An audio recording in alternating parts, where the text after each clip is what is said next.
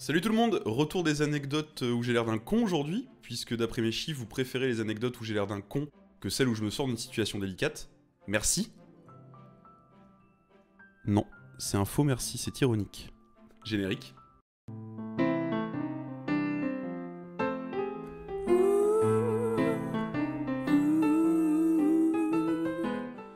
Nous sommes de retour au Canada en 2019 pendant ma traversée du pays à pied. Nous sommes en mars, plus précisément.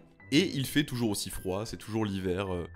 C'est le Canada quoi, hein. C'est pas Côte d'Azur, hein, clairement. Et j'aime bien le soir, vu qu'il fait froid et que je suis tout seul au milieu de nulle part souvent, me faire un petit feu devant la tente, qui peut aussi me servir à faire la bouffe et économiser sur les carburants du réchaud, mais aussi juste passer un bon moment. On connaît tous le rapport de l'être humain avec le feu. Ce côté rassurant, important, apaisant. Ça éloigne aussi accessoirement les bêtes sauvages que j'entends souvent hurler la nuit, pas très loin de ma tente, que ça résonne, tout ça là, les coyotes, les loups et consorts. Donc j'aime bien faire un petit feu quand même, avant d'aller me blottir dans mon duvet.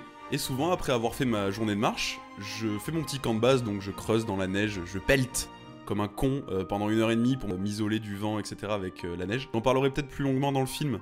Regardez mon film quand il sort. Souvent, autour de moi, parce que je suis un poissard et que je suis un peu débile, que j'anticipe pas forcément, souvent autour de moi, il n'y a pas ce qu'il faut pour me fournir du bois pour le feu. Concrètement, qu'est-ce qu'on cherche? Du bois mort déjà, ça c'est la base. Parce que honnêtement, il est hors de question d'attaquer du bois vivant. Vraiment, ça c'est la règle absolue de la survie, du bushcraft, de tout ce que vous voulez. C'est la règle absolue, jamais d'arbre vivant, jamais. Donc on cherche de l'arbre mort et on cherche aussi du bouleau. Le bouleau a cette spécificité que son écorce est un excellent allume-feu qui fonctionne dans toutes les conditions, c'est-à-dire froid, humide. C'est incroyable, l'écorce de bouleau pour ça c'est magique. Donc on cherche du bouleau, comme ça on récupère l'écorce et le bois en même temps. Comme c'est des arbres qui sont pas non plus hyper larges et hyper épais, c'est plus facile à couper aussi accessoirement. Comme j'ai tendance à me retrouver dans des endroits le soir sans bois à disposition, ce que je fais c'est que j'anticipe sur la route. Pas con le mec. Dès que je passe devant un endroit où je vois des arbres morts à disposition qui me paraissent parfaits pour ce que j'ai à faire le soir, c'est-à-dire le feu, essayez de suivre un peu, c'est pas possible ça. J'y vais, je prends des réserves de bois et j'anticipe, comme ça j'en ai pour le soir, voire même pour les jours d'après, quand il y a vraiment beaucoup de bois à disposition. Et donc je marche et je vois juste à côté de moi, honnêtement un endroit où on aurait dit que c'était fait pour moi à ce moment-là, que ça avait été posé là, en disant, il y a un connard qui va passer, qui va être fatigué, qui va passer avec son chariot là, avec sa tête de débile, on lui met un truc quand même.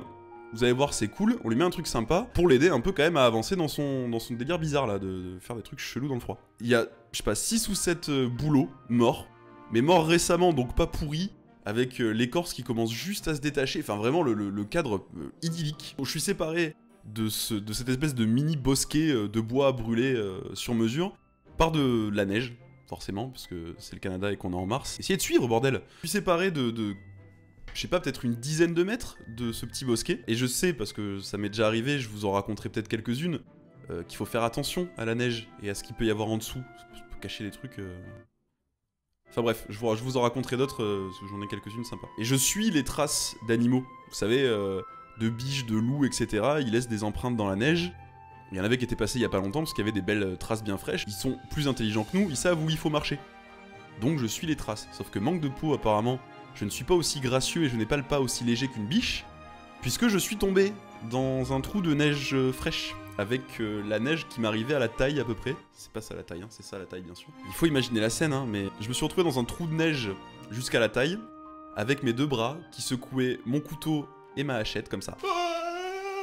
Ça a duré un petit moment, petit bonhomme qui secoue les bras au-dessus de sa tête, en gueulant parce que j'étais très énervé, donc je gueulais des insultes dans peut-être 12 langues, alors que j'en connais pas autant, ce qui est assez fou. J'ai fini par réussir à m'extirper de ce trou en faisant des efforts et trop d'efforts, parce que j'étais rincé absolument, puisqu'à chaque fois que j'essayais de sortir, je retombais encore plus. Donc je réinventais une insulte dans une langue inconnue, et j'ai fini par m'en sortir, et comme pour l'anecdote du mousqueton, j'aurais adoré avoir espèce de petit drone qui me suit, juste pour revoir cette scène, de me rappeler à quel point j'avais l'air d'un con.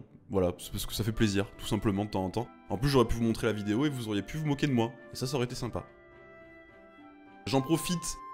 Petite annonce, du coup, j'ai énormément de projets qui arrivent, de gros projets. Je me suis fabriqué une boîte à idées où je mets plein de trucs. Je vais aller au bout de quasiment tous mes projets sur YouTube, je pense. Enfin, tous ceux qui en valent la peine. Je vais énormément solliciter les abonnés, là, vous tous. Je vais beaucoup vous solliciter pour les prochains projets. Mais pas juste vous solliciter en commentaire, etc. Vous solliciter IRL. Je vais vous inviter sur des vidéos, sur des projets. La première devrait arriver bientôt. Suivez-moi sur Instagram, c'est sur Instagram que j'annonce en story, c'est le plus simple. Je fais ce que j'aime, je vais essayer de vous faire partager ma passion. Ça va être cool, je suis content qu'on embarque tous ensemble dans cette aventure. A très vite. Ciao.